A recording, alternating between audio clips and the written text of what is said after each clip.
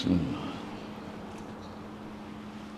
La ilaha illallah qabla kulli ahad, la ilaha illallah ba'da kulli ahad, la ilaha illallah yabqa rabbuna wa yafna kullu ahad, la ilaha illallah qabla kulli ahad, la ilaha illallah ba'da kulli ahad, la ilaha illallah yabqa rabbuna wa yafna kullu ahad, la ilaha illallah qabla kulli ahad, la ilaha illallah ba'da kulli ahad, la ilaha illallah yabqa rabbuna wa yafna kullu ahad, la ilaha illallah qabla kulli shay, la ilaha illallah ba'da kulli shay, la ilaha illallah yabqa rabbuna wa yafna kullu shay, la ilaha illallah qabla kulli shay, la ilaha illallah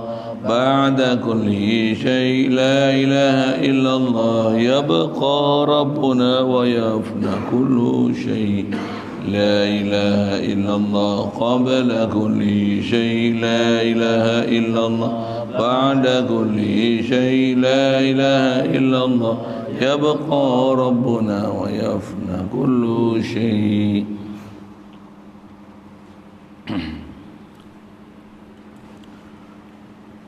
Qala Syekh Musannif rahimahullah ta'ala wa nafana bihi wa bi ulumihi fid darin.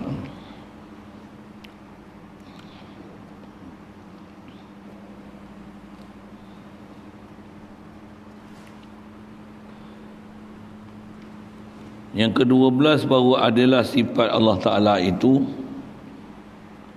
bersifat dengan mengambil faedah pada sekalian perbuatannya dan segala hukumnya yang mulia, iaitu hukum syarak. Jadi kita sambung ni kalau ikut yang ke-12 daripada sifat-sifat yang istilahnya mumasalah lil hawadis, menyamai baharku, yang mustahil pada Allah Ta'ala. Ialah zat Allah Ta'ala ni, diri dia mengambil faedah daripada perbuatan dan segala hukum hakam yang ditetapkan atas kita. Mustahil keadaan tu. Allah Subhanahu Wa Ta'ala mustahil keadaan dia ambil faedah daripada hukum hakam, begitu juga apa makhluk yang dia buat. Satu, dia suruh kita semayang, bukan faedah semayang tu ke dia, subhanallah. Dia buat langit bumi, dia buat matahari bukan untuk mencahayakan dia, subhanallah. Dan khasnya atas kita bicara akidah atas akidah yang sesat tu, bukan Allah Ta'ala cipta matahari untuk Allah, bukan Allah Ta'ala cipta arash untuk dia duduk di arash, subhanallah. Satu Allah Ta'ala nyatakan dalam ayat lain Quran, dia kata wahwa rabbul arshil azim, dia rabbul arsh, dia bukan sakinul arsh, dia bukan menetap di arash, dia rabbul arsh, yang mentadbir, yang menjadi, yang memilih, yang mengurus arash, bukan dia tinggal di arash, duduk di arash, subhanallah, subhanallah. Baik, di atas kaedah itu, jadi kalau ikut selesai adalah 12 perkara yang disenaraikan, yang ni istilahnya mumasalatuhu lil hawadis.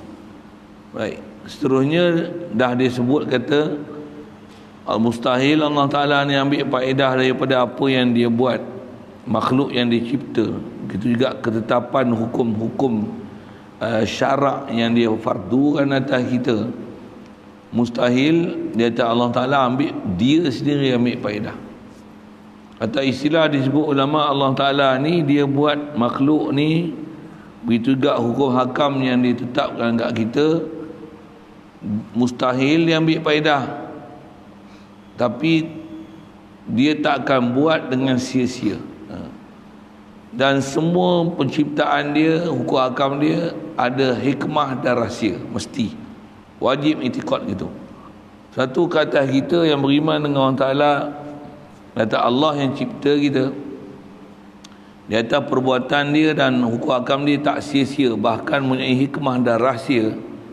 Taat aja ikut dia, taat patuh je ikut arahan dia. Tu istilah dalam ilmu akidah ni dipanggil ta'abbud. Ta'abbud ni maksudnya taat ikut saja perintah dia di atas junjung perintah. Kita makhluk, dia khalik, dah disuruh ikut aja lah. Walaupun kita tak faham apa hikmah, apa rahsia, kita pula tak pernah mengkaji pula apa yang ada di sebalik suruhan ataupun larangan daripada perintah Allah Ta'ala. Wajib kita patuh ikut satu, kemudian dengan i'tiqad pasti akan ada rahsia dan hikmah. Rahsia dan hikmah mesti ada.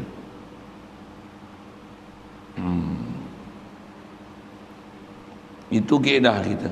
Satu, atas faham kata mustahil Allah Ta'ala ambil faedah di atas makhluk dia buat. Cuma jangan pula kata Allah Ta'ala buat ni tak ada erti, sia-sia. Tak. Quran sendiri Allah Ta'ala nyatakan tentang perbuatan dia. Kata wa ma khalaqnas samawati wal arda wa ma bainahuma la'ibin. Kami tak cipta langit, bumi dan apa antara keduanya main-main kan. Apa hasibtum apa hasibtum annama khalaqnakum abasa. Adakah kamu sangka kami ciptakan kamu ni main-main? Ada yang lain sebut bal khalaqnahuma bil haqqi.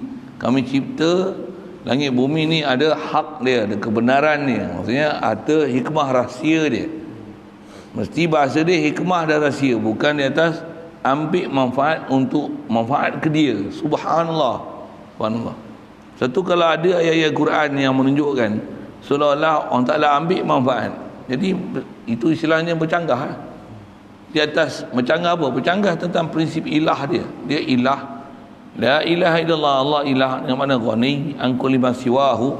Dia tak hajat pada sesuatu. Betul ada ayat Quran pula yang menunjukkan seolah-olah macam dia mengambil manfaat daripada makhluk dia. Jadi mestilah dasar ilah tu dipaham.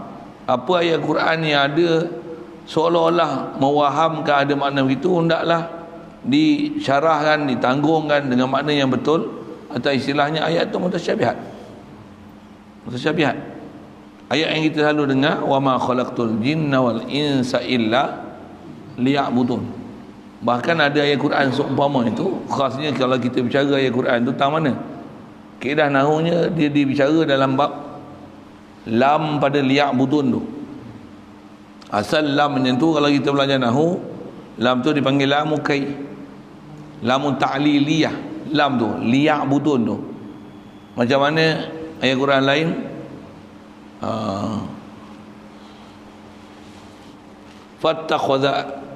fattakhadha alu fir'aun. Betul, baca liyakuna lahu aduwan wa hazana. Cerita apa? Cerita Nabi Musa ni. Fir'aun sebutnya keluarga Fir'aun, isteri dia. Begitu. Jadi bila isteri dia, dan tentulah arahan isteri Fir'aun ni untuk ambil pungut Nabi Musa yang nyupai di sungai ni. Quran sebut dengan fattakhadha alu fir'aun liyakuna lahu aduwan wa hadana. Lam tu. Asalnya lam tu dipanggil lamu kai, lamu ta'lil. Lam dengan makna kerana. Soal, adakah Fir'aun diambil Nabi Musa liyakuna lahu aduwan wa hazana, supaya jadilah dia, supaya Nabi Musa ni jadikan dia aduwan wa hazana, jadi musuh dia dan menduka citakan Fir'aun? Tidak. Betul. Kalau gitu lam ni apa? Sedangkan memang disiplin nahu yang tata bahasa Arab ni nahu lah.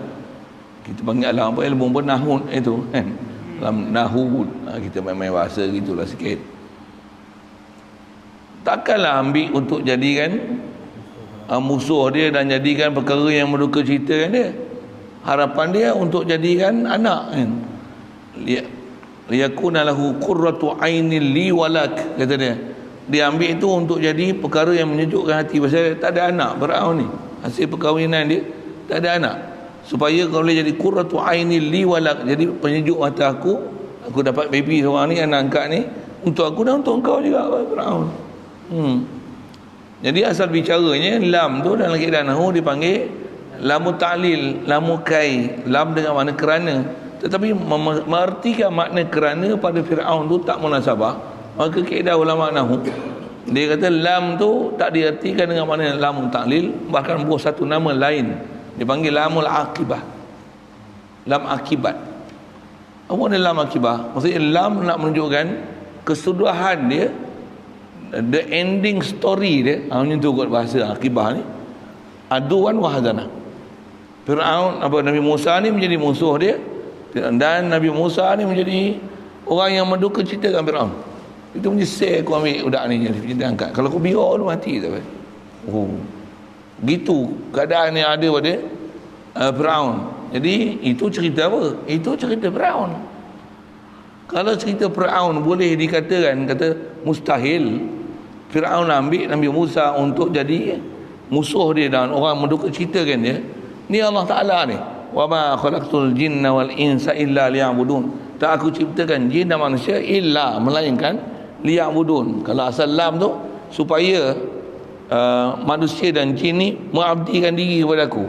Supaya tu mengabdikan diri, maksudnya buat ni ada sebab lah, ada kerana lah. Bahasa kita ada sebut ada makna ni, macam tu kan. Kalau Firaun bukan untuk aduan wahazana, tentulah Allah Ta'ala bukan untuk atas maksud dia supaya kita semua ni mengabdi diri pada dia. Allah Ta'ala bukan istilahnya berkerana macam tu, di atas elat macam tu, di atas ambil faedah macam tu, supaya bila kita jadi hamba, kita kena sembah dia. Allah Ta'ala bukan macam tu maksud dengan makna berkerana, dia tak masuk ambil faedah, mustahil sama sekali. Sama juga kaedah dia, lam tu tak asalnya dipanggil lamul kai, lamul ta'lil, lam ta'liliyah. Tapi lam tu oleh kerana mengertikan makna demikian adalah mustahil, maka ulama nahu kata yang tu bukan lamul ta'lil, bukan lamul kai. Pasal apa? Pasal dia bertentangan dengan akidah.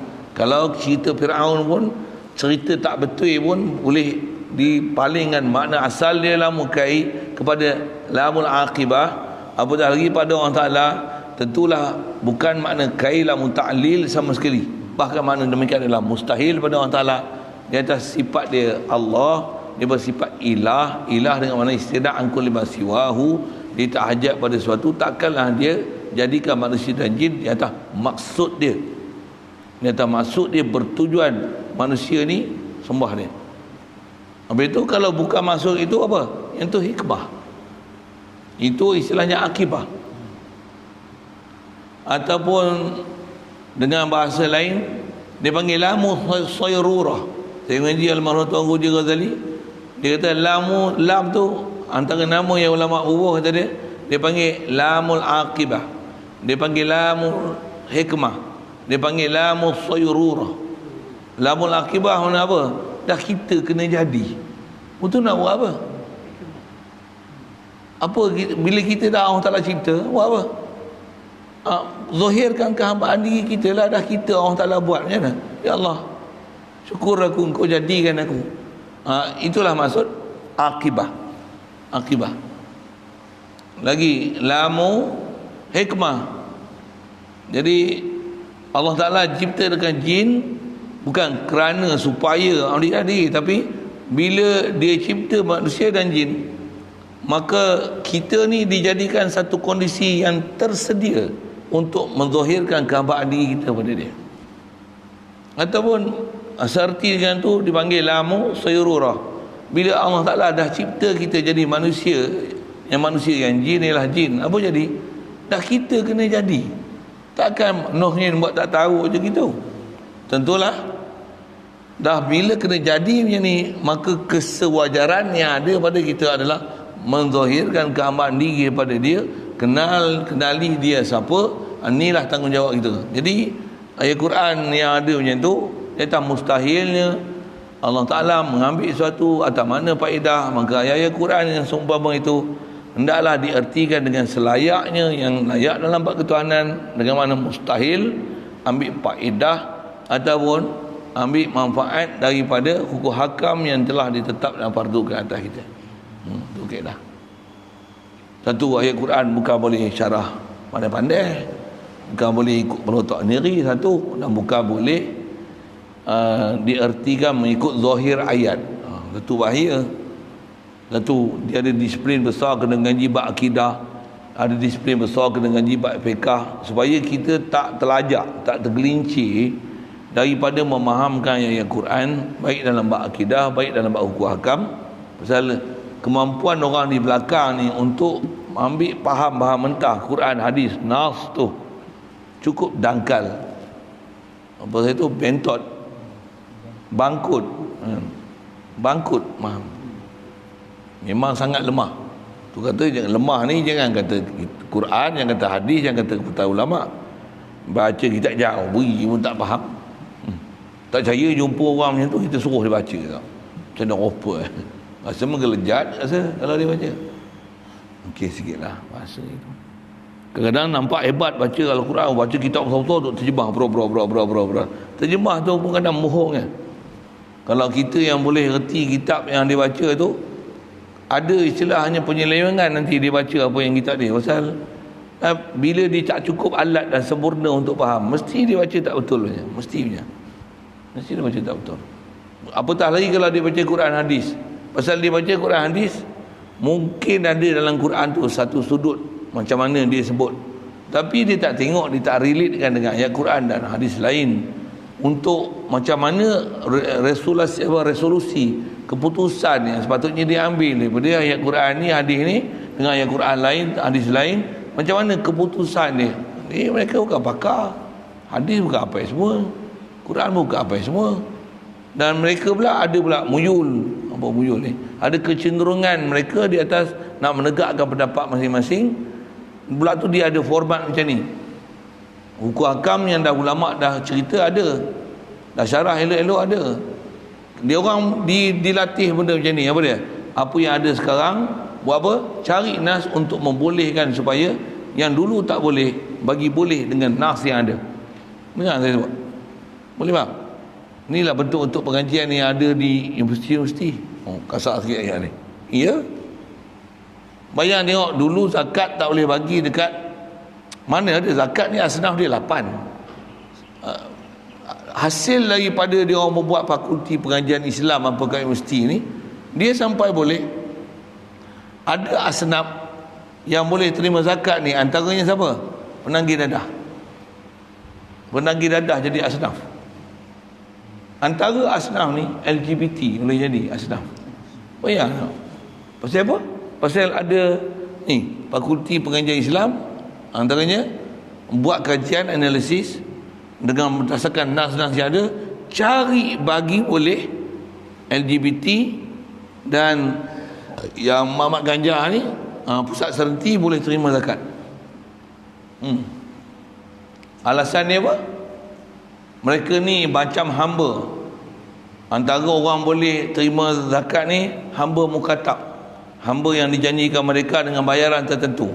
Jadi dicari nas-nas, kaedah, berfikir kelepuk-kelepuk untuk mendalilkan bahawasanya LGBT dan pusat serenti ni macam hamba dari sudut terbelenggu dengan keadaan mereka ni, terbelenggu dengan dadah ni, terbelenggu dengan kecelaruan berfikir, kecelaruan apa orang panggil ketagihan dadah tu. Ni kecelaruan identiti, kecelaruan identiti. Sampai tak kenal lah lelaki perempuan, sampai tu LGBT lah, tak syarah, jijik ngor nak sebutnya. Kecelaruan identiti ni jadi seolah-olah dia macam hamba yang terbelenggu untuk keluarkan dia daripada belenggu kehambaan ni bagi asnaf kat dia. Balik ni. Kalau saya lah saya sebut tu, balik ni. Itu bab fiqh tau, sama bab tauhid. Mana yang tak boleh dalam syarak tu, disyarah macam-macam untuk membolehkan. Soal agama lain pada Islam tak betul tak? Boleh tak kita ucapkan selamat dan meraihkan perayaan orang lain dengan kata Merry Christmas, Happy Deepawali, kongsi pacai. Kalau tahun baru, ikut tahun baru, selamat hari lahir Semoga kamu bila umur makin tambah ni makin berakal boleh masuk Islam. Yang tu tak apa. Tapi selamat meraihkan perayaan agama kau, ketuhanan kau. Mudah-mudahan hidup kamu diberkati oleh Tuhan kau. Maksudnya mengiktiraf Tuhan dia. Kita sebut Merry Christmas. Ui, salah besar tu. Ulama kita bahas lama dah.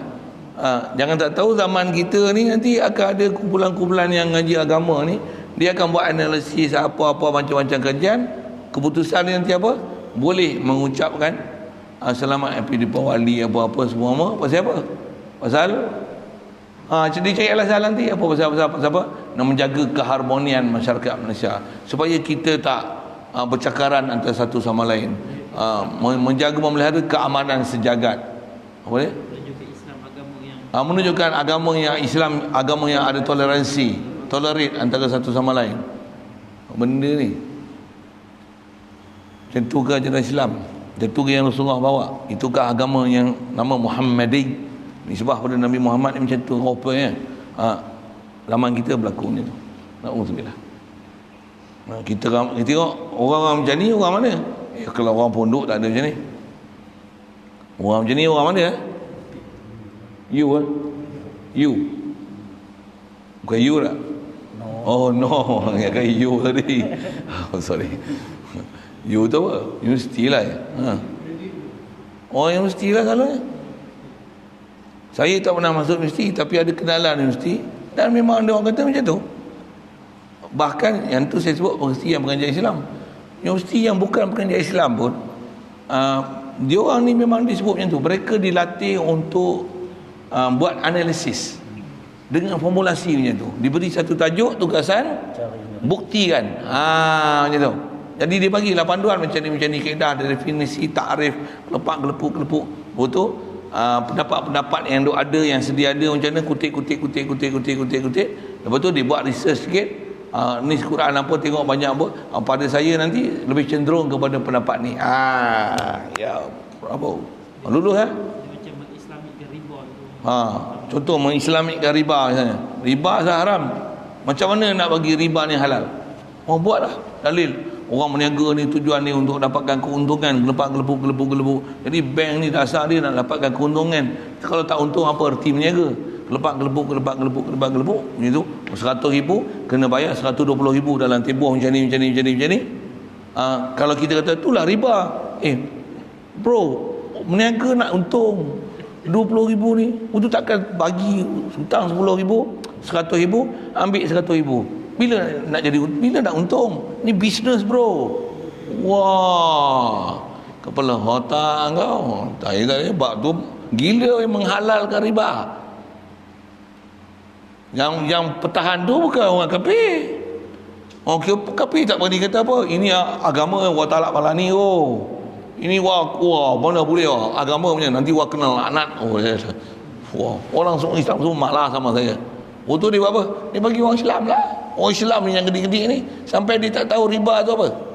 Bila kita kata riba, dia pula melatah ini riba ke?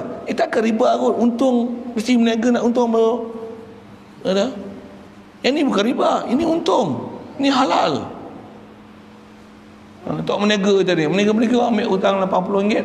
Untuk modal RM100, dapat untung RM120. Tu boleh. Yang ni berniaga, yang ni pun berniaga. Takkan yang ni jadi riba? Itu tak riba ke? RM80, RM100 jual RM120. Bukan riba ke tu? Yang ni hutang RM100,000, bayar RM120,000. Ini bukan riba, ini keuntungan. Inilah dipanggil laba, inilah dipanggil untung. Wah, sedap lagi. Benda-benda nama judi tak jadi, tak nama judi. Itu teruk kita amalan ni. Yang ni masalah kat kita lah. Itu cabaran sama kita. Satu, amalan ni, fitnah bab ilmu ni cukup banyak. Dan orang yang mendatangkan fitnah dalam bab ilmu ni bukan popok bodoh tu, syukur dah ada bodoh dia. Ni dia dengan ada pengetahuan tapi sesat dengan ilmu yang dia ada, bukan menyebabkan jadi takwa, tapi makin jauh pada Allah Ta'ala. Punca dia pasal apa? Pasal dia jadikan Tuhan dia nafsu dia. Quran bagi syarat, afara'aita man ittakhadha ilahahu hawahu fa adallahu Allahu ala ilmin fa wa khatama ala sam'ihi wa basarihi wa ja'ala ala qalbihi qishawatan. Allah Ta'ala kata, tak tengok ke ada orang yang afara'aita man ittakhadha ilahahu hawahu, dia telah jadikan Tuhan dia nafsu dia, kehalubaan dia nak tu. Kalau boleh bagi riba ni halal, jangan buat nama riba, tukar nama sikit interest. Orang nak kenal dah, tukar nama sikit bunga, faedah, tukar sikit cas perkhidmatan. Ini bukan riba, ni cas perkhidmatan. Buat kadang-kadang nama dia Islamik betul, cantik. Apa nama? Nama dia Kordu Hasan. Nama Kordu Hasan contoh. Nama dia apa lagi? Satu lagi tu yang ada gelang lamah tu, Ar-Rahnu. Nama Ar-Rahnu, nama Ar-Rahnu, tapi muamalah out. Saya nak syarah tu panjang, tapi apa dia out tu kena ganji suku dalam bab tu. Pasal saya tak kancah tauhid lagi, tapi pasal nak cerita hukum syarah. Allah Ta'ala dia tak ambil faedah. Kaedah kita macam mana? Haram aja, kenal pasti apa yang dikatakan riba. Yang tu bukan jual beli, itu bukan keuntungan. Quran pun sebut, antara orang yang bermasalah dalam masalah ni, dia kata wa ahallallahu al-bai'a wa harrama riba. Allah Ta'ala halalkan jual beli dan haramkan riba. Orang yang tak faham perkataan ni, apa dia riba jual beli, dia kata innamal bai'u mislu riba. Dia kan kata jual beli serupa riba. Jual beli pun nak untung, ni bukan riba, ni kami nak keuntungan. Macam mana jual beli 100 jual 120, yang ni pun hutang 100, kita ambil 120. Ini bukan riba, ini keuntungan. Apa beza dia? Mesti lihat mengikut definisi dalam kaedah syarak ini. Tengok apa ulama kita syarahkan. Yang sistem apa tu dia panggil konvensional ni, gitu juga bursa-bursa saham apa-apa. Kita tengok orang yang duduk dalam tu, walaupun ada panel-panel syariah ke apa, tu yang kena mengaji elok. Betul ke dia orang ni panel-panel syariah yang faham syariah? Kasar sikit lah ayat saya ni. Saya nak sebut panjang kan, ada benda-benda kuliah saya pernah sebut. Pergi ngaji tengok elok-elok, cari ahli dia untuk faham. Kalau tanya orang yang memang panel-panel syariah tu, dia memang kata boleh lah. Bahkan saya duk pelik macam ni, benda yang tak boleh dia kata boleh, benda yang boleh dia kata tak boleh pula. Pelik. Nak sebut ke? Saya sebut panjang lah. Panjang. Ada benda yang pada kita tak boleh, dia kata boleh. Yang kita kata tak boleh, dia kata boleh, dia tak boleh. Pelik. Tak, misalnya beli emas hutang, boleh tak? Ramai ustaz yang kata beli emas hutang ni haram. Maksud apa? Pasal emas, duit ni emas kata dia. Jadi emas dengan emas riba, dia mesti serah menyerah. Jadi emas hanya boleh beli dengan muamalah tunai. Tak betul. Duit bukan emas. Duit naik turun. Emas lah. Emas ni 10 gram tetap 10 gram. Naik turun tu duit yang naik turun, bukan emas tu turun. Emas tak turun, duit tu je naik turun. Jadi duit bukan emas. Duit bukan emas. Skerap sampai bila skerap? Orang nak beli skerap tu naik turun. Emas tetap emas. Duit dengan emas benda yang berbeza. Bank dunia jatuh, duit tak laku, emas laku. Mana pula duit adalah emas? Panjang tu nak cerita. Tapi dia kata yang tu haram. Duit kita KWSP, dia kata memang ada pelaburan haram. Kata dia kena patuh syariah. Yang patuh syariah ni hanya 60%, 40% tak patuh. Jadi kena bawa keluar, masukkan ke dalam akaun, tolak 40% tu, yang ni duit haram. Ambil yang halal je 60% kita punya. Macam tu ke? Macam tu ke kaedah nak halalkan benda-benda yang pada dia yang tu adalah haram? Itu ke? Tu kata saya nak cerita pasal panjang tu satu. Kalau dengar pendek macam ni memang tak padan. Tapi saya nak kata kita pelik. Yang kita faham tak apa, dia kata boleh. Kita kata tak apa, dia kata haram. Terbalik. Kita kata tak apa, dia kata haram. Yang kita kata haram, dia kata boleh. Pelik. Pelik. Dia kata pelik. Itu dalam bab muamalat. Tauhid bersama. Yang kita kata salah, yang ni sesat. Ni ajaran sesat, ni ajaran sesat. Fatwa pun dah keluar ajaran sesat. Kata dia tak apa, ada nas. Masing-masing ada pendapat masing-masing. Selagi ada nas, maka masing-masing boleh memakai pendapat masing-masing, kerana masing-masing ada dalil dan cara beristibat masing-masing. Benda kau juga ini. Yang tu satu hal lah kat kita. Yang kita belajar kaedah dalam bab akidah ni, khasnya ayat-ayat Quran, satu bukan boleh faham sendiri, mesti cari orang yang memang istilahnya ahli zikri. Quran bagi syarat fasalu ahli zikri. Kamu bertanyalah pada ahli zikir. Siapa ahli zikri ni? Ahlul ilmi, yang betul-betul pakar. Macam mana nak tahu pakar tak pakar? Itu pun satu hal juga. Itu pun fitrah zaman kita. Nak tahu pakar tak pakar. Ada orang yang janji pakar ni, orang yang ada jawatan-jawatan tu. Tak semestinya orang ada jawatan semua pakar-pakar. Ya, dengar saya sebut. Saya pernah berjumpa dengan orang yang ada jawatan tu. Tambah jawatan dalam agama lah saya sebut ni kan. Dia beza dengan akademik lain. Akademik ni kalau doktor pakar tu biasanya memang pakar betul. Doktor pula memang bila pakar, katalah dia pakar dalam bahagian kulit, memang pakar. Kita tengok kulit kita pun dia tahu lah. Tak payah sembang dengan dia. Dia tahu lah, dia tengok kulit. Tanya kulit, dia jawab. Kita kata, oh mata saya bukan, oh mata bukan luar punya urusan lah. Itu pergi jumpa doktor lain lah.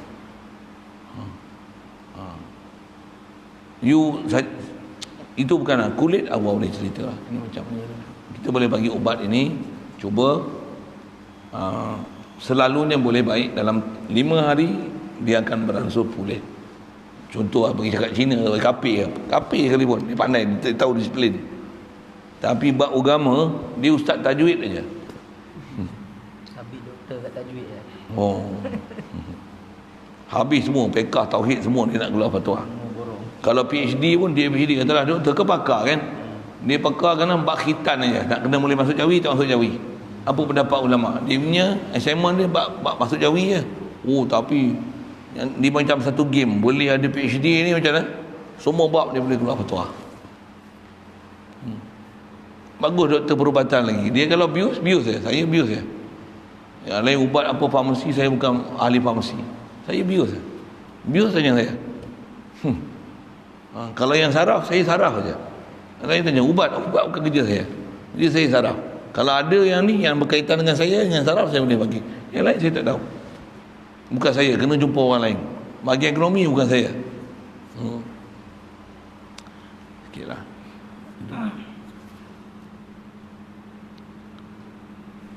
Sikitlah ke sana. Yang tu sikit tengok keliling kita dalam masalah hukum akam. Asal bicara kita, yang ni asal kita punya bicara apa dia? Allah Ta'ala mustahil dia ambil faedah daripada makhluk yang dia buat. Ini lagi lah. Ada orang selamba je dia kata apa? Apa masalahnya Allah Ta'ala buat aras, dia nak duduk di aras? Ada golongan sesat nama macam tu. Na'udzubillah. Hati-hatilah. Janganlah terjebak dengan golongan-golongan macam tu. Ada yang terjebak ke? Ada ramai. Itu masalahnya. Yang keluar pendapat tu pula semua orang barrel-barrel, apa orang panggil? Public figures. Public figures. Tempat orang dengar pendapat mereka. Masuk TV pula tu. Muka saya kalau masuk TV pun orang kata tak kenal ustaz ni. Siapa dia? Kasar pula tu. Cakap hulu. Sikit-sikit misal contoh-contoh binatang hidung kembang tu. Binatang hidung kembang tu. Tak boleh pakai. Saya sampai sekarang kembang tengkuk tengok ustaz ni. Aku tengok muka dia pun kembang tengkuk. Boleh.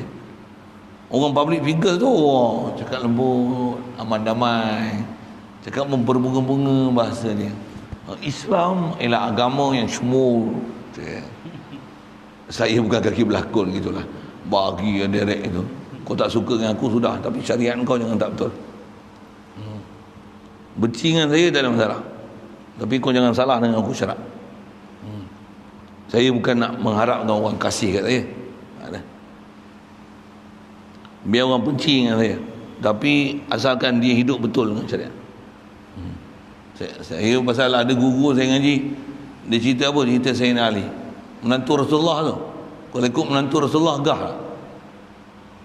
Benar Sayyidina Ali dalam satu peperangan ni pun kisah ni atas nak tunjukkan, kata kisah cerita. Satu ketika dalam peperangan dalam medan perang ni, kelahi pula perang dengan Yahudi. Perang sampai satu ketika orang semua dah kalah. Ni Sayyidina Ali last ni musuh Yahudi dia. Dia sedang bergomel dengan Yahudi tu. Sayyidina Ali merdeka kan. Kira nak bagi buah las ni. Dan di ludahnya. Ludah tinggal orang ludah dia. Sahabat lain kata, kenapa tak habiskan dia? Memang gila punya jahat kan? Kata dia, yang ludah aku, dia bukan ludah Islam. Dia benci aku pun huduh orangnya. Dia benci aku tak ada masalah orang benci aku. Tapi jangan benci Islam. Dia bukan benci Islam. Kalau dia benci itu dengan sebab aku, jadi aku bodoh lah. Jangan dia benci Islam. Dia bukan benci kat Islam, dia benci kat aku. Biar kita bukan berlakon untuk orang suka kita. Bukan saya pun memang Tok Guru tak ajar berlakon-berlakon itu. Itu memang salah pun berlakon-berlakon ni. Depan orang semua cakap cantik, murni, tapi belakang cakap lolak-lolak. Buat apa? Cakap apa yang kita cakap selalu lah. Yang tu lah mudah. Memang dia cakap selalu macam tu kan. Orang biasa kawan dengan saya tahu lah, ada kawan saya dia cakap dengan saya macam mana kan. Tambah pula kadang-kadang nak sebut macam mana, masa bercakap tu lagi lembut daripada masa mengajar. Masa mengajar sebut benda-benda yang apa, benda hardcore dalam agama, mana boleh tolak ansur. Tu yang keluar ayat pedih-pedih tu. Masa sembang biasa tak keluar buku akam tu. Sembang biasa lah, kerana mai mana dandang. Takkan mai jumpa nak cakap kau pergi mana ni, mai apa rumah saya, apa hajat, takkan saya cakap macam tu. Tapi kalau baca kitab, mana boleh kata yang ni salah, yang ni kufur, yang ni hukum syirik, yang ni hukum murtad, yang ni hukum salah, yang ni boleh jadi sesat, yang ni salah, yang tikut dalam bawah salah. Takkan baca ni yang ni adalah hukum sesat, kita kena jauhkan dia. Memang orang cakap itu tak mahu saya. Ada orang selamba je benda-benda macam tu, pada dia tak terkesan untuk dia nak tunjukkan benda ni salah. Okey, sana sikit, sorry, keluar sikit perbincangan, semua tengok isu semasa sikit mengenai fitrah ilmu, bab akidah, bab fiqh keliling kita. Baik, jadi balik pada hukum syarak. Hukum syarak ni kata dia, apa dia? Ada 5. Pertama wajib, kedua sunat, ketiga haram, keempat makruh, kelima mubah. Artinya harus, sama ada faedahnya. Baik, selesai tu, cukup. Yang tu dia nak cerita hukum syarak. Jadi Allah Ta'ala tak ambil faedah daripada segala perbuatan dia dan segala hukum akamnya.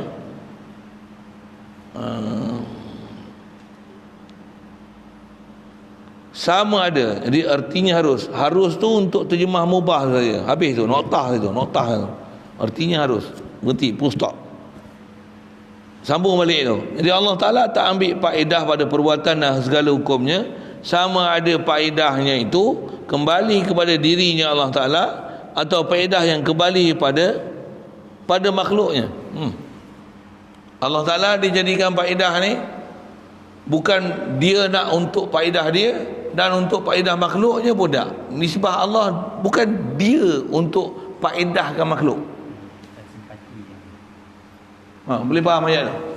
Tak ambil faedah ke dia, faham dah tak? Dia bukan buat makhluk untuk dengan itu faedahkan makhluk. Tak. Dia buat itu peraturan dia, kehendak dia.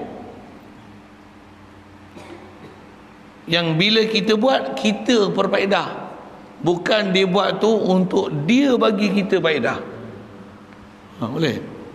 Satu setengah-setengah Tok Guru dia gunakan bahasa macam ni. Allah Ta'ala bila dia buat kita, kan sifat manusia ni antaranya perlu makan, perlu minum, betul? Perlu tempat tinggal, perlu pakaian, perlu isteri, atau seumpama dia. Lepas tu Allah Ta'ala bagi jadi kita, bagi jadikan nasi misalnya. Maksudnya pokok padi jadikan nasi. Bukan Allah Ta'ala jadikan nasi untuk bagi kita kenyang, untuk supaya faedah kita kenyang. Jadi lepas dia buat kita, terpaksa dia buat nasi pula untuk faedahkan kita supaya kita kenyang. Tak ada pasal. Allah Ta'ala ni dia buat tak ada sia-sia. Dia buat di atas memang kehendak dia, di atas pakarnya dia, apa yang dia nak buat. Yang tu kena faham. Bukan dia buat tu di atas faedah-faedah, untuk dia nak faedahkan sesuatu di atas sesuatu. Dia bukan buat macam tu. Dia yang buat sesuatu atas kata ada hikmah dan rahsia satu, tak ada yang sia-sia. Bukan di atas untuk memanfaatkan sesuatu di atas sesuatu. Ni ayat tu. Boleh faham?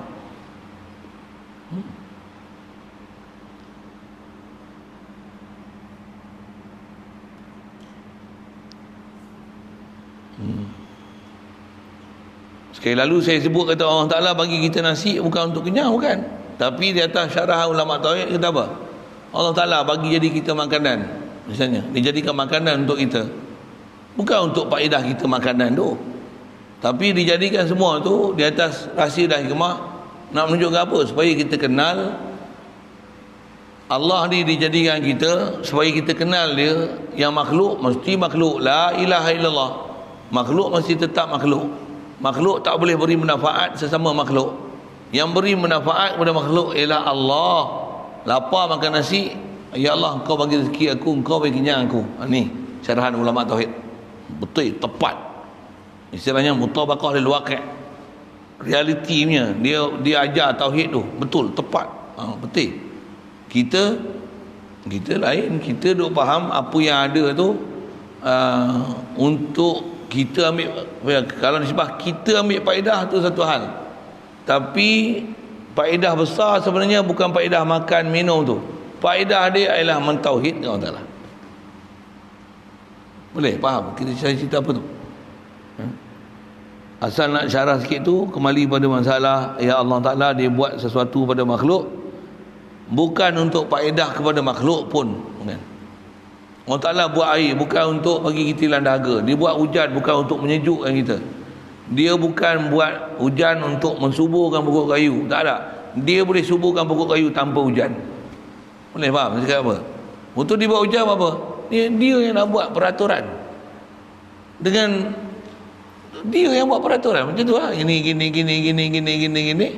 Bukan di atas nak bagi sejuk kena buat air. Lah, air dia yang buat. Awan dia yang buat, matahari dia yang buat. Jadi nisbah dia tak ada buat satu atas dia ada kepentingan sesuatu ataupun maksud sesuatu untuk dia buat sesuatu. Bukan ada macam tu. Tapi kena faham dia buat tak pernah sia-sia. Jadi macam mana nak wording ayat macam tu? Kena faham. Satu atas kita ambil tauhid, saya duk ngaji tu terus sebut macam ni ya. Kalau kita tak faham apa hikmah rahsia pun macam ni, sebenarnya kita ni tak berhajat pada makhluk pun sebenarnya. Kita berhajat pada Allah. Cuma Allah Ta'ala dia nak beri, nak tunaikan segala keperluan kita dengan dia jadikan makhluk. Kalau direct lah semua apa-apa minta Allah dapat, minta Allah dapat, minta Allah dapat, minta ke dia dapat. Semua makhluk beriman. Tak ada tree lah. Tak tree lah. Tak ada cabaran lah siapa. Ya Allah aku lapar, ya Allah kau bagi makanan aku, biu turun. La ilaha illallah. Senang Tapi bila lapar macam mana? Dia tak ada orang ulur makanan. Oh terima kasih saya turut hutang budi pada awak. Tak tahulah bila saya nak hutang budi awak. Oh jatuh hati dengan makhluk. Dengan Allah tak kena. Oh itu cabaran. Yang tu yang Allah Ta'ala sebut, apa yang ada kat langit bumi ni semuanya fitnah. Innama amwalukum wa auladukum fitnah. Wa nabluukum bisyarri wal khairi fitnatan lakum. Kami uji dengan kebaikan, keburukan, ujian untuk kamu. Semua tu ujian. Semua ujian. Ujian apa? Supaya jangan Allah Ta'ala dilalaikan. Jangan Allah Ta'ala ni dilupakan. Bahkan sentiasa mentauhidkan Allah Ta'ala. Okey?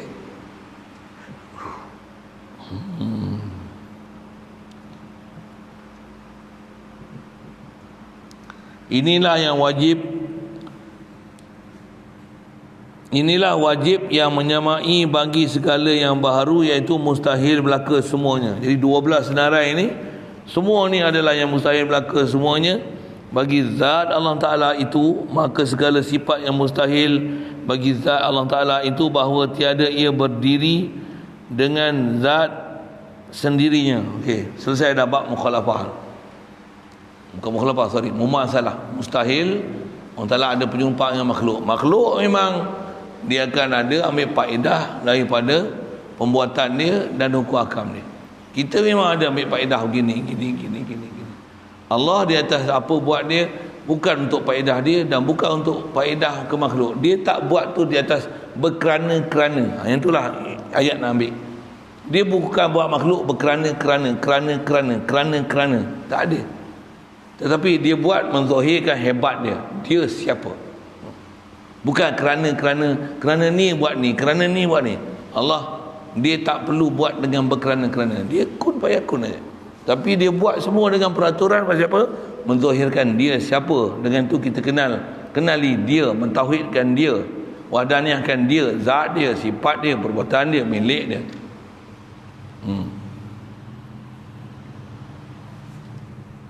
Seterusnya, mustahil bagi zat Allah Ta'ala bahawa tiada ia berdiri dengan zatnya sendiri. Okey, yang ni lawan bagi qiyam bi nafsih. Mustahil tak berdiri dengan zat dia sendiri, seperti bahawa adalah ia berdiri dengan zat lain. Mustahil Allah Ta'ala dia nak perlu ada zat lain barulah dia ada. Mustahil. Atau berkehendak kepada perbuatan orang lain untuk menjadikan. Ini makna kedua dalam bab qiyam bi nafsih. Mustahil dia berhendak kepada yang menjadikan dia, iaitu kata dia lawan bagi qiyam bi nafsih. Erti qiyam bi nafsih ni berdiri sendiri. Lawan dia apa? Berdiri pada yang lain. Maksudnya berdiri pada zat lain. Dia nak ada, perlu ada zat lain untuk dia ada. Makna pertama. Makna kedua, dia perlu pada yang menjadikan dia untuk dia jadi. Subhanallah. Siap. Yang keenamnya bahawa tiada ia di atas, seperti bahawa adalah ia tersusun pada zatnya. Yang ni lawan bagi wahdaniyah.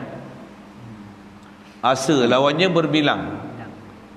Jadi mustahil bahawa tiada ia di atas, seperti bahawa adalah ia tersusun pada zatnya itu, dua menjadi satu. Yang ni antara hal mustahil. Mustahil Allah ni dia di ke atas atau ke bawah, yang dia bersusun untuk terbentuk sesuatu, untuk dia jadi sesuatu. Subhanallah.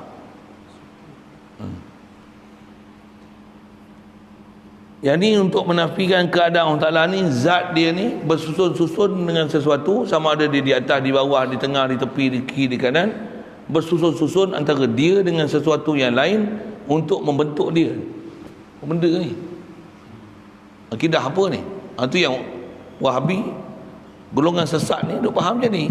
Allah ada mata, Allah ada tangan, Allah ada muka. Jadi maksudnya apa? Allah ni bersusun-susun antara muka, tangan, mata. Walaupun dia kata muka, tangan, mata yang layak benda Allah Ta'ala begitu. Bercanggah dengan ayat Quran lain. Dan kita sebut dah itu, kalau ayat Quran, kalau kata Allah Ta'ala ada mata, ada muka, ada tangan, ayat Quran kata apa? Kullu syai'in halikun illa wajah. Setiap sesuatu kiamat esok binasa, melainkan wajah Allah saja. Jadi kiamat je apa jadi? Tinggal wajah saja. Habis tangan, habis mata, habis kudrat, iradat, ilmu, hayat, habis semua. Tinggal wajah saja. Macam tu faham? Jadi kalau itu bukan wajah dengan makna wajah lah. Dia ada makna wajah tapi bukan makna muka. Mesti memang ada lafaz yad, terjemah memang tangan, tapi mesti bukan tangan.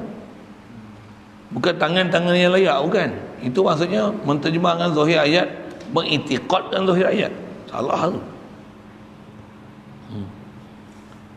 Atau kata dia ada bagi zat orang lain, yang lainnya yang menyamai bagi zatnya Allah Ta'ala. Yang ni alhamdulillah Allah Ta'ala pelihara kita lama dah. Tak pernah kita terfikir ada satu zat lain yang menyamai zat Allah Ta'ala. Alhamdulillah. Ataupun nafi bab sifat lah lagi. Ada sifat yang lain itu menyamai bagi sifatnya. Yang ni satu sudut kita rasa macam kita tak ada apa-apa, tapi kalau perhati, yang ni lah masalah besar yang ada kat kita. Kita hidup, kita rasa kita hidup, makhluk ni hidup, binatang hidup. Kita tak ada faham Allah lah yang hidup, selain pada makhluk ni semua mati, Allah yang bagi hidup. Kita tak betul akidah kat situ. Elok.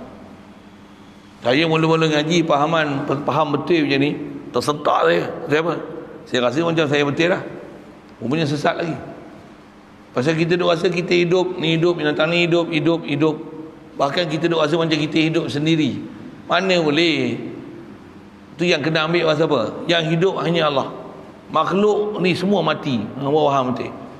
Betul macam mana boleh hidup? Allah yang bagi hidup. Kita takkan ada hidup Allah, hidup kita. Dah. Allah lah yang hidup. Huwal hayyul qayyum. Dia jua yang hidup. Kita macam mana? Kita ni semua asal mati, asal tak ada pun. Bila dia bagi jadi zat kita boleh hidup ni, limpah kurnia Allah lah bagi kita hidup. Baru ada perasaan bertuhan.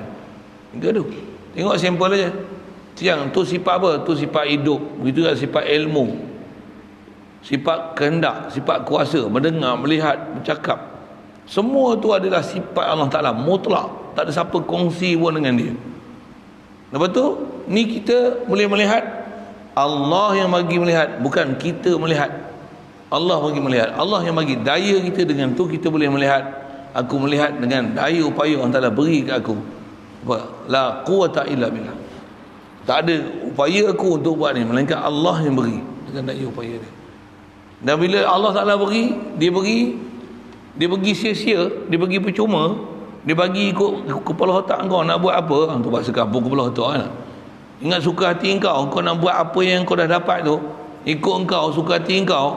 Kau ingat bumi ni kau punya, engkau tak duduk di bawah siapa yang mentadbir, yang mengurus dan menjadikan alam ni. Jadi sedar kan, semua milik Allah. Untuk apa yang ada ni, kita sebagai manager menguruskan apa yang dia perintah. Ambil pun kena tahu cara, dah dapat kena rasa semua hak milik Allah Ta'ala. Bila bagi pun bagi dengan sukarelanya, bagi kepada siapa yang sepatutnya dia bagi. Tak rasa milik kita. I'm only a postman, tukang hantar je, lalu kot kita, bukan ada apa kat kita. Kita sebagai pemegang amanah aja. Tu bagi sedar rasa postman tu. Ambil bagi orang, ambil bagi orang. Dapat duit bagi. Satu orang jadi apa, YB ni jangan duk bangga bagi bantuan kat orang. Memang kerja dia. Tu tak sebut bahasa kasar. Kalau babi pun jadi YB, dia pun akan bagi orang macam-macam. Tengok bahasa saya lah. Kasarnya orang Ulu ni, tapi betul lah saya cakap. Tapi orang Ulu cakap macam ni lah, kasarnya bahasa, tapi betul lah. Tapi babi yang ada akal lah. Babi ada akal. Babi tu orang yang makan babi tu lah. Itulah. Takkan babi ada akal. Walaupun dia kata kita sudah menjadi yang berhormat, jadi kita pun mau kasih bantuan kepada orang masjid, tok imam pun kita bagi sumbangan. Dia bagi lah itu. Tak tahu, bagilah. Dia siap bagi tazkirah Ramadan lagi. Takkan tak tahu nama apa, sebut nama bahaya sikit. Bagi tazkirah Ramadan Masjid Teluk Intan tu ada kan? Bagi bantuan tak? Bagi bantuan hari raya, bagi tazkirah Ramadan. Nama bayar tak? Dia Islam tidak, tapi bagi tazkirah Ramadan. Orang Islam kena rajin-rajin datang masjid sembahyang tarawih. Memang kerja dia. Yang kita pun bagus lah yang Masya Allah, kemang teguk aku dengar. Tu yang kena kencing tu. Okey, siap. Syarah tu lagi, saya syarah kot tu je. Pak Dadah tu nak cerita apa? Satu jadi pemimpin macam mana? Tak ada apa aku pemegang amanah, aku luruskan pemberian, dah aku pegang khazanah. Nampak kat aku banyak lah, sekupang pun bukan milik aku. Bagi tak rasa milik apa-apa pun. Bukan bila ada kuasa tukar kereta, pakai velfire. Wah tu rumah tukar, duduk rumah bila atas bukit tu, keraian allowance, gaji naik. Apa benda ni? Itu bukan wakil rakyat, itu menteri darah dia rakyat. Saja kasar bahasa dia kan. Itulah dekat kita. Tengok keliling kita yang orang duk ngangau duk tok tu jenis macam tu lah tu. Yang berebut-rebut nak jadi ketua dalam bahagian-bahagian politik macam ni macam apa? Nak dapat abuan ni. Tambah pula memang dapat abuan, dapat ni, kos ni, projek tu. Bagi projek ni, semua duit pula kewangan melalui dia. Projek sana. Oi, tak kenal kita. Oh dulu macam-macam. Cukup tak pandang lah. Apa puncanya? Akidah.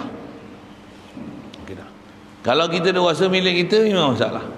Orang yang selamat ni bila akidah dia betul, dia tak akan rasa pemilikan diri, bahkan semuanya akan rasa pergantungan dengan ilahi. This success person. Satu tutup guru dulu dia tak nak sangat duduk tempat tu. Siapa? Walaupun dia ada tauhid, ada akidah, tapi dia kata apa? Dapat duit ni kelabu mata. Jangan. Itu baru dapat 2-300 ribu. Kalau 2-3 juta, kalau 2-3 bilion, trilion, macam mana? Jangan.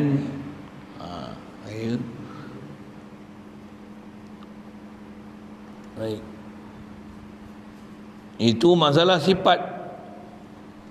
Satu kaedah sifat ni, Allah aja sifat sempurna, Allah hidup, dia je hidup, kita mati, ni dia lagi hidup. Ada pelajaran-pelajaran kita dah belajar. Alhamdulillah, mudah-mudahan ni faham kita. Lepas tu, dan bukannya perbuatan orang yang lain itu boleh memberi bekas pada segala yang ada ini. Ini pun ada bab khas bicara. Apa? Makhluk takkan boleh beri mudarat dan manfaat dengan zatnya sendiri. Tak boleh. Cuma di atas peraturan sabab musabab. Nak buat sesuatu kena melalui makhluk untuk jadi laluan dapat mudarat ataupun manfaat. Kalau panas macam mana? Ambil kipas, alat hasilkan angin. Gelap, lampu. Mata kabur, ambil cermin mata. Ubat sakit lutut, ambil ubat sakit lutut. Carilah sabab musabab. Sabab pergi cari, itu peraturan. Tapi atap bab tauhid macam mana? Kena faham makhluk tetap tempat makhluk bila-bila pun makhluk tak boleh tunai hajat makhluk. Itu kena faham sipir tu. Makhluk dengan zat makhluk tak boleh tunai hajat makhluk. Hatta saya pun mengajar, bukan saya tunaikan hajat tuan-tuan. Allah yang bagi pandai, saya laluan aja. Kalau kata sebut terima kasih, itu budi bicara sama makhluk. Ketuhanan tentang mana? Ya Allah, kau bagi aku faham. Wujudlah pertemukan aku dengan orang yang boleh ajar aku bagi faham. Alhamdulillah. Dia tak budi paksa dengan makhluk, terima kasih. Itu ya. Makhluk itu ya. Dia takluk. Dia tak terima kasih, ada jasa apa yang munasabah ke makhluk, tapi hati tu macam mana? Mesti takluk dia, pegang dia pada Allah Taala. Ini pelajaran akidah yang besar yang kena faham. Ini sifat tadi. Begitu juga bab perbuatan. Macam mana nak apa kita buat, hatta jangan kata perbuatan orang, perbuatan kita pun kita takkan rasa datang daripada kita, bahkan Allah lah yang bagi kedekat kat kita. Tambah pula umur dah banyak misalnya, tapi sihat pada orang muda lagi. Tengok orang ni kecil-kecil, umur 20 dah kencing manis, umur 30 dah jantung, buah bateri, umur 40 dah sakit lutut. Kita okey je, tak ada masalah apa pun. Redah hujan 3 jam, main hujan, tak demam sesemua, elok je, sihat lagi pula tu. Darah tinggi tak ada, kencing manis ada, tak ada, apa tak ada. Tengok orang muda penyakit banyak, macam mana? Allah bagi sihat aku. Kita pun tak pernah maintain pun, jaga gula ke, obat semua, tapi sihat. Allah bagi sihat aku, alhamdulillah. Tu tauhid dah. Besar tu pelajaran tu, bab perbuatan tu. Mudah-mudahan dia bagi kat kita. Pasal ada pelajaran dia senang je. Jadi kaedah pun saya sebut dah banyak dah pelajaran lepas. Apa dia? Kaedah kita nak dapat tauhid ni, banyak zikir, ingat dia, zikir, fikir, ilmu ni kena belajar, faham apa selayaknya kau Ta'ala, apa tak selayaknya kat dia. Ni kita nak bercakap apa mustahil pada dia, nyahkan perkara yang tak selayaknya pada dia. Subhanallah.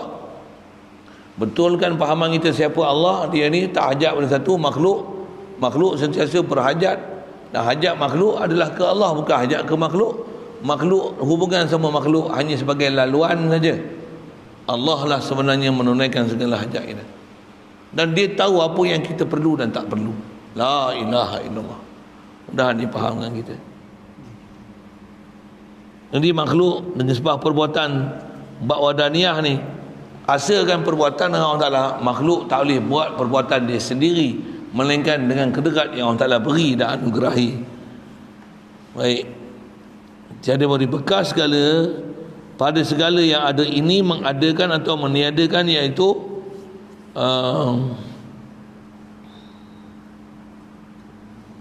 lawan wadaniyah. Apa tu? Lawan. Iaitu lawan wadaniyah. Jadi lawan wadaniyah disebut tiga tu lah, tiga konteks: bab zat, bab sifat, bab perbuatan. Artinya asa. Wadaniyah artinya asa. Jadi lawan asa apa dia? Berbilang bab zat, berbilang bab sifat, berbilang bab af'al. Bahkan wajib kita tauhid Allah Ta'ala, wujud dia, sifat dia, perbuatan dia, milik dia. Maka yang lima ini lawan sifat salbiah, dan satu yang dahulu itu adalah iaitu sifat nafsiyah. Adapun lawan sifat ma'ani. Situ dulu. Suara nak lain dah ni. Ada soalan? Bismillahirrahmanirrahim. Allahumma nawwir qulubana wa nur ilaika kama nawwartal arda bi syamsika wa ridwanika birahmatika ya arhamar rahimin warzuqna fahman nabiyyin wa anzal mursalin wa ilhamal malaikati muqarrabin tasliman ala jami'il anbiya'i wal mursalin walhamdulillahi rabbil alamin. Allahumma salli afdhalas salatin ala asadi makhluqatika sayyidina Muhammad wa ala alihi wa sahbihi wa sallim adada ma'lumatika wa bidada kalimatika kullam dzakaraka dzakirun wa ghafala an dzikrika ghafilun. Allahumma salli afdala salatin ala asadi makhluqatika sayyidina Muhammad wa ala alihi wa sahbihi wa sallim adada ma'lumatika wa bidada kalimatika kullam dzakaraka dzakirun wa ghafala an dzikrika ghafilun. Allahumma salli afdala salatin ala asadi makhluqatika sayyidina Muhammad wa ala alihi wa sahbihi wa sallim adada ma'lumatika wa bidada kalimatika kullama dzakaraka dzakirun wa ghafala an dzikrika